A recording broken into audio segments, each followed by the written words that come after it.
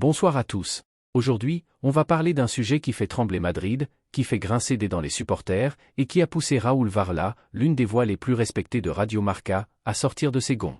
Un sujet qui touche à la fois à la gestion sportive, à la vision du club, et à ce que certains appellent déjà, la plus grande erreur de planification du Real Madrid depuis des années. Parce que oui, pendant que le Real galère, pendant que l'équipe manque d'idées, de buts, de fraîcheur, Endrick, lui, brille à Lyon. Il brille tellement que ça en devient gênant.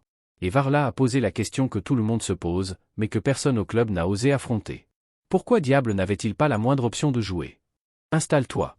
On va décortiquer tout ça. Raúl Varela commence son édito avec une image qui a tourné partout. Les joueurs du Real Madrid, masque sur le visage, capteurs partout, en plein test physique.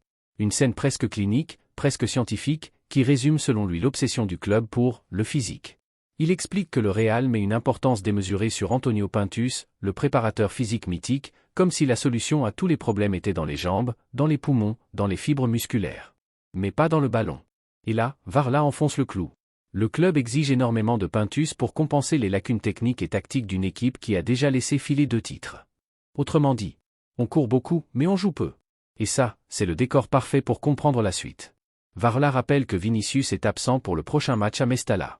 Et c'est là qu'il fait le lien avec Endrick. Parce que pour lui, ce n'est pas seulement une question de blessure ou de rotation. C'est une question de logique sportive. Quand tu as un jeune attaquant brésilien, explosif, imprévisible, capable de marquer à chaque ballon, quand tu sais qu'il a un talent rare, quand tu sais qu'il peut changer un match en un geste, comment expliques-tu qu'il n'ait pas joué une seule minute? Et là, Varela ne tourne pas autour du pot. Endrick ne rate aucune occasion de marquer et d'émerveiller à Lyon, où il monopolise les éloges et les distinctions. Pendant que le Real rame, lui, il explose. À Lyon, Endrick est devenu ce que les supporters attendaient de lui à Madrid. Un phénomène. Un gamin qui marque plus de buts que de matchs. Un joueur qui fait lever un stade. Un attaquant qui change le destin d'une équipe. Varela le dit clairement. Endrick s'est effondré à Lyon, inscrivant plus de buts que de matchs, délivrant des passes décisives et ayant un impact global superbe. Et ce contraste, il fait mal.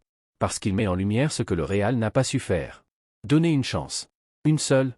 Pas 10. Pas 5. Pas 2. Une. Et il ne l'a jamais eu. Varela passe ensuite en revue les arguments habituels du club pour justifier l'absence d'Endrick. Et il les cite avec une ironie qui pique.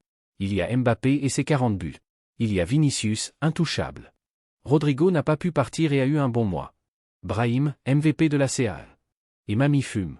Cette dernière phrase, évidemment sarcastique, résume tout. Les excuses sont ridicules. Parce que même dans un effectif rempli de stars, un club comme le Real doit savoir intégrer un talent générationnel. Surtout quand ce talent est différent, atypique, unique, et surtout quand l'équipe manque de buts. C'est là que Varela pose la question. Pourquoi diable le jeune attaquant brésilien n'a-t-il eu aucune chance de jouer cette année pour le Real Madrid? Et il insiste. Personne n'a répondu. Personne n'a expliqué. Personne n'a assumé. Le club a simplement décidé que, de septembre à janvier, il n'y avait pas de place pour lui. Point. Et aujourd'hui, on se retrouve avec un joueur qui brille ailleurs, qui prend confiance, qui devient une star. Mais loin de Madrid. Ce qui dérange le plus Varela, ce n'est pas seulement l'absence de minutes. C'est ce que ça dit de la planification sportive du Real. Parce que si tu fais venir un joueur comme Endrick, ce n'est pas pour le laisser dans un tiroir. Ce n'est pas pour le prêter sans même l'avoir testé. Ce n'est pas pour le regarder exploser ailleurs. C'est pour l'intégrer, le développer, le préparer à devenir un pilier. Et là, le Real a échoué. Varela conclut avec une phrase lourde de sens. Le débat arrivera plus tard, quand il faudra décider s'il faut le faire revenir et qui devra sortir, parce qu'ils ne rentrent pas tous. Et c'est là que tout devient explosif. Parce que si Endrick continue à Lyon comme il a commencé, si Mbappé reste Mbappé, si Vinicius reste intouchable, si Rodrigo refuse de partir, si Brahim continue à performer, qui sort? Qui fait de la place? Qui accepte d'être remplaçant? Qui accepte de perdre du temps de jeu? Le Real a créé un casse-tête. Et ce casse-tête, il est 100% maison. Ce dossier révèle quelque chose de plus profond. Le Real Madrid est devenu un club qui gère les talents, comme un club qui a peur. Peur de casser les hiérarchies. Peur de bousculer les statuts. Peur de faire confiance aux jeunes, même quand ils sont exceptionnels. Et pourtant, l'histoire du Real est remplie de jeunes qui ont explosé parce qu'on leur a donné une chance. Raúl, Casillas, Vinicius, Rodrigo, Valverde, Bellingham, même s'il n'est pas formé au club. Endrick aurait pu être le suivant. Mais il n'a jamais eu l'occasion de le prouver. Aujourd'hui, Endrick est à Lyon. Il marque. Il brille. Il fait lever un stade. Il devient ce que le Real espérait, mais ailleurs.